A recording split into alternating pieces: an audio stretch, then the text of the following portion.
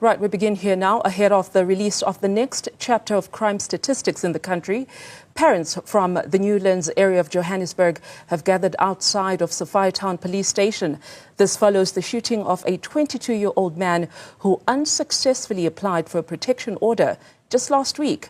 Newsroom Africa's Karinda Jagmohan joins us now for an update from the police station. Tell us about this case, Karinda. What has just unfolded there?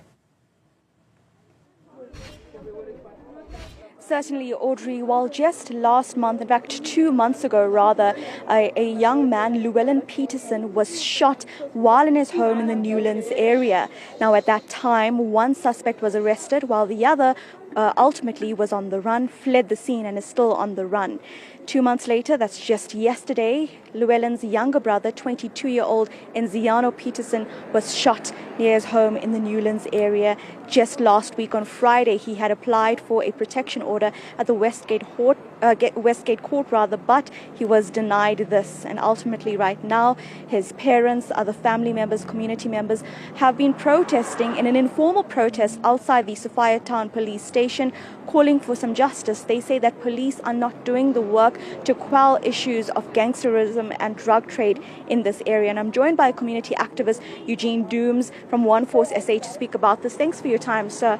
You know, we just saw now a man with blood all over his body try and get some assistance here, and you said that it's a daily occurrence whereby there's no assistance from the police. Correct. He was an eyewitness yesterday. He saw, what took place. He's got knowledge of what took place. And just a few minutes ago, he was assaulted. And with all his injuries, instead of the police taking him to the hospital, they just left him by his own. So now he's risking his life again, because we wouldn't be surprised if he gets run down again and he gets killed, That's because of the ineptness of our police station. We don't have service from this police station. They're not looking after our people. They're not protecting our people the way they're supposed to. And the community had enough now. We've had enough. We're saying this police station, if they don't do their work, then it's better than they shut down. Let them rather shut down, because we're not getting the service, the protection that we need. How many more kids are we going to bury like this? Eugene, when we look at the crime stats that will be released tomorrow, tell me about the crimes prevalent in this area around Westbury to Eldorado Park. Nothing has changed. In fact, it's escalated. We're still burying our kids on a daily basis, on a weekly basis. Nothing has really changed. So it's gotten actually from bad to worse. And the sad thing about it is it's happening right across the police station. You understand? Most of our colored areas, Westbury, Newlands, Cape Town, we're going through the same thing. So, our colored people are being, we're being marginalized, and nobody seems to really care, what's happening to our people, So this data tomorrow will tell police where to deploy resources, but you say that there's so much of red tape when it comes to what residents are demanding from police. Tell me about this. Yeah, there's red tape. If you report a crime, it's like the police are protecting the perpetrators more than the victims. You understand? Like Nziano, he applied for a protection order. Nothing happened. Yesterday, he lost his life. You understand? So we on our own. We're on our own here, and something needs to be done. Something needs to be done. The political parties that we voted for needs to come to the party now. We need more deployment.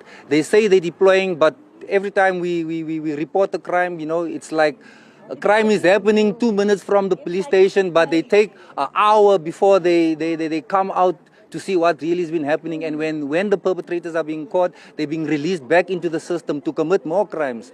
So we're on our own here. So just lastly now, it's the Minister of Police, Nziano, that will release the stats tomorrow. He'll also talk about the work he's done since his time in office 5 months ago. If he were to be watching now, what would you like to say to him? Minister, you need to look at the prosecutions that are supposed to, have these guys locked up, and not just being locked up and then being released. They need to investigate why are the prosecutors not doing their work the way they're supposed to. Why are these perpetrators being released every time they're being caught? we just it's just a sad state of affairs that's happening in our community. We're being let down. Minister needs to come to the community of Waterval, Westbury. He needs to address us and explain to us what is his plan of action, you know, because it's almost 150 days. Crime has been escalating in our communities. We haven't seen the minister come to and address the daily shooting that's happening here. But if it's happening in other locations, in other suburbs, you know, everyone is there to assist. But when it's happening in our communities, you know, it's like we have to climb over hoops just to get assistance, you know, and something needs to give. Eugene, thanks for your time and for speaking out on behalf of the community. Audrey, this is because many of those that are here around us, even behind the camera, say they also fear speaking out because when they do, they also fall victim to the attacks that are happening, almost as if witnesses can't come forward, those who don't want to be on camera also just moving away. And that is the crisis here. Now, tomorrow, the crime stats refer to the charges of the case dockets opened at various police stations around the country.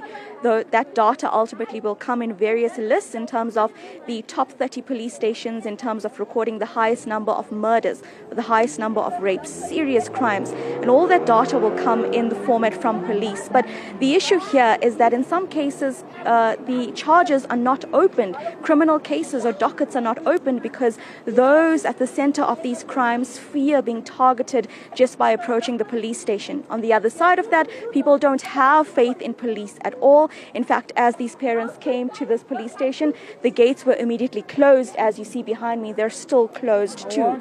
And so the core message here is they say that there's no faith in the local police, and what they want is more visible policing, but also policing that they can trust. This is a community that has felt sidelined, and they also want more visits by provincial and national government to sort of intervene in gangsterism and illegal and drug trades that have been unfolding, where young children are being caught in this web as well. And so that is the issue here. This police station, for example, doesn't feature high in the crime statistics, yet issues of gangsterism is high here. And so that just reflects on the issues of trust the community has with the police that will not reflect in the data tomorrow, because those are supposed to be dockets opened. And so there's a major a gap in what we're seeing on the ground, Audrey. I'll give you another update at 6 o'clock.